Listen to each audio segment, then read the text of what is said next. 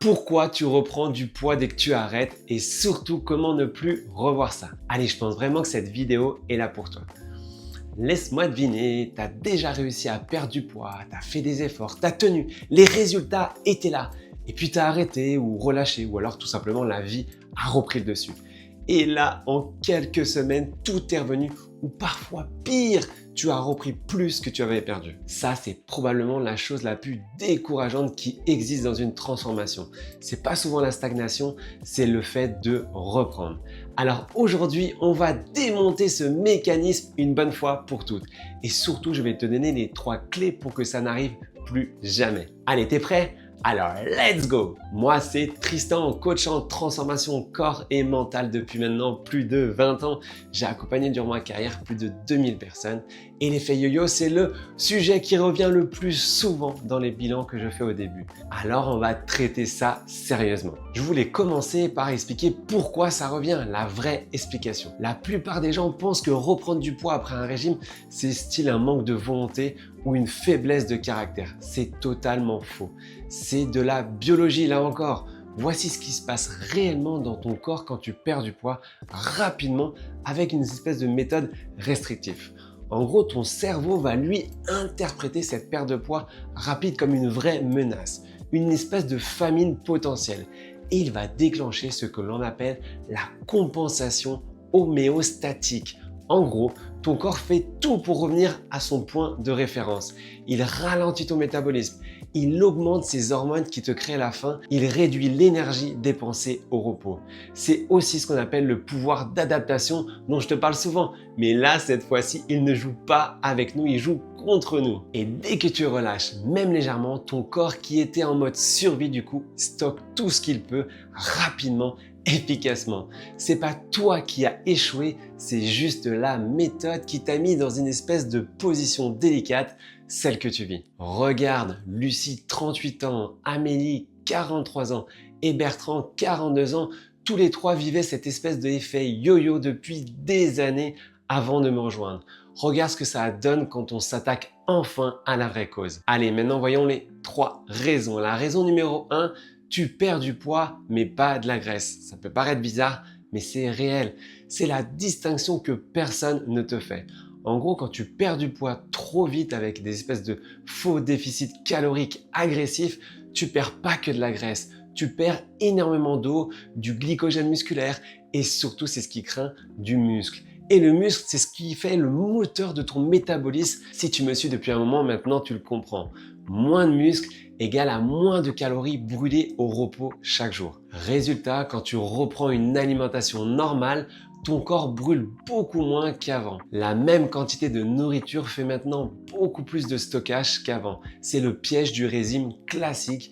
Il te laisse plus fragile aux effets yo-yo qu'avant d'avoir commencé. Nous, ce qu'on fait à la place, on préserve le muscle pendant ta perte de poids. Protéines à chaque repas, travail musculaire régulier adapté à toi, tes pathologies éventuelles et ta vie. Pas de déficit agressif. Le poids peut partir plus lentement certaines fois et encore pas toujours, mais ce qui part, c'est de la graisse et surtout, elle ne revient pas. Je te redonne encore un exemple. Christelle a 54 ans qui était ménopausée et qui dans cette situation, son corps ne répondait plus à rien depuis des années.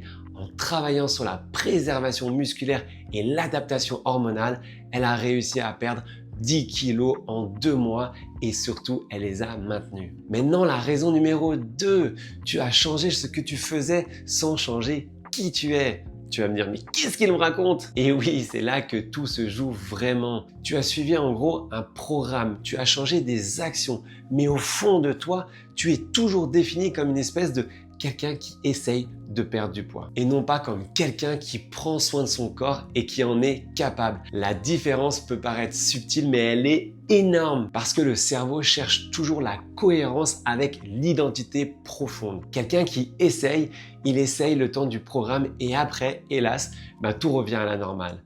Quelqu'un qui elle prend soin de son corps et qui est programmé pour réussir, là c'est vraiment permanent. Ce n'est pas un effort à tenir, c'est juste qu'il est vraiment devenu. Toutes les personnes que j'accompagne qui ne reprennent pas, elles ont toutes eu ce basculement. Le moment où elles ont arrêté de se dire je suis au régime et où elles ont commencé à se dire ça y est, c'est comme ça que je vis. Et ça, hélas, ça ne se fait pas naturellement comme tu peux l'imaginer. J'utilise des outils de reprogrammation neurolinguistique spécifiques pour ancrer vraiment ce basculement. C'est ça le pilier mental FitMind 360. C'est subtil mais c'est profond et c'est exactement pour ça que sans ce basculement d'identité, les efforts ne tiennent pas, peu importe la méthode. Regarde, admettons Valériane, 35 ans, elle a perdu 19 kilos en 5 mois et elle m'a dit quelque chose que je n'oublierai jamais. Tristan, je n'ai pas eu l'impression d'avoir un régime, j'ai juste changé qui j'étais. C'est exactement ça. Maintenant, voyons la raison numéro 3. Tu n'as pas de système, tu as juste une espèce de liste de règles. Qu'est-ce que c'est une liste de règles? Ça ressemble un petit peu à ça. Pas de sucre, pas d'alcool, sport 5 fois par semaine, peser tous les aliments, interdit les restaurants.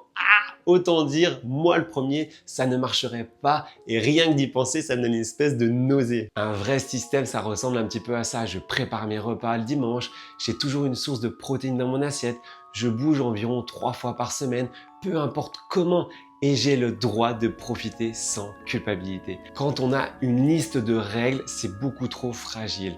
Exemple, si on a un voyage, une période de stress, un repas festif, et là, boum, tout s'effondre parce que le cerveau fonctionne en tout ou rien. Un seul écart sur une règle et il déclare le programme terminé. Le système, lui, est beaucoup plus flexible. Il s'adapte à la vraie vie. Il n'a pas de conditions de rupture.